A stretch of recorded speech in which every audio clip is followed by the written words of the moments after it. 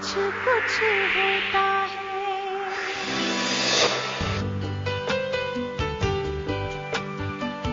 The idea of Kuch Kuch Hota Hai actually began with a lie.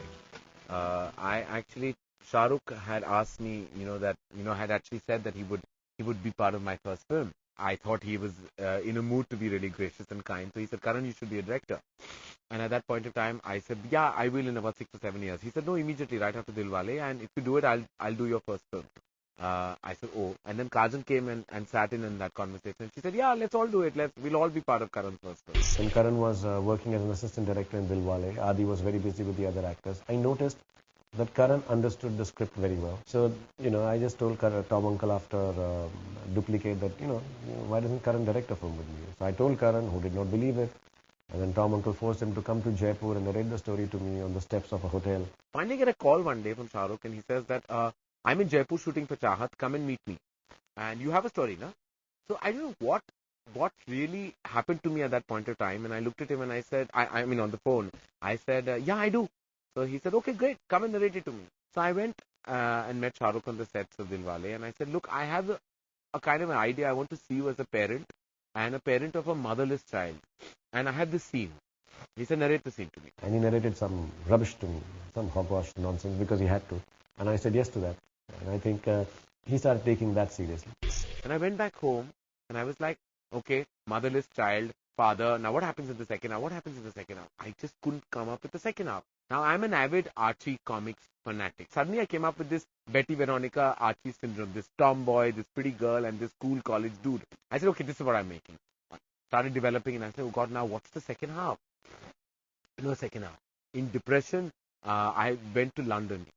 And one day, 2 weeks into my trip, where I had no idea, I had this big writer's block. I had 2 half films, half scripts, 2 first halves and no second half.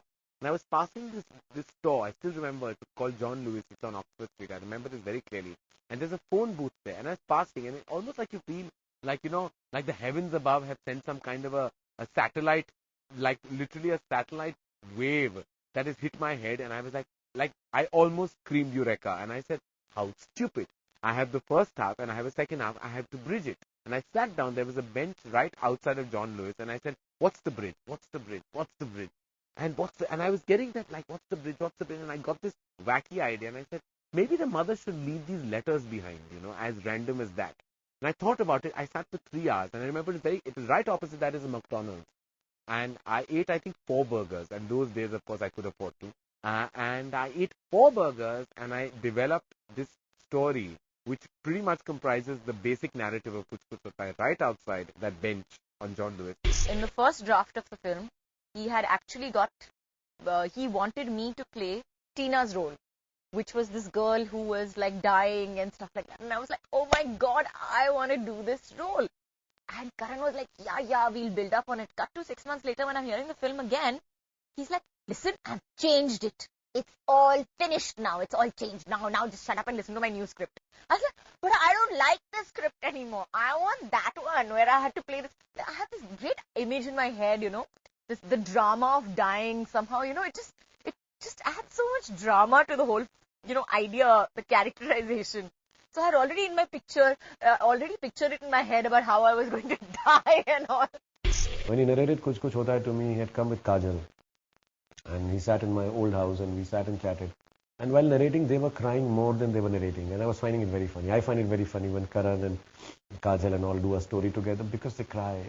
Big tears come out. And I'm like, what are you guys doing? It's a movie, man. Don't cry like this. But they were like... And I'm like, you don't have to cry to convince me. I'll do the film even if it doesn't make me cry. But they really cry. Karan really cries telling a story. Kajal cries. And I heard Rani had cried. And so... everybody had cried. So when you have a film where everyone cries, then you say yes to it. I remember it was on Shah Rukh's old house, Amrit Apartments in Carter Road. We sat in this little room that he has very close to his terrace. I sat on this red sofa and they sat opposite me and I narrated the whole story. And I remember Kajal cried and laughed and Shah Rukh looked at me just like he always does in every narration without any expression. And after that I said, so are we making this film? And so Kajal said, yeah, I think so. What do you think? It was as casual as that. Shah Rukh said, yeah, some changes. You should develop the second half a little more. I said, yeah, we'll do all that. And And he said, okay, let's go and eat something. And we walked outside, and I remember him telling Gauri that Karan's written a good film, yeah. It's better than I thought. And that is it.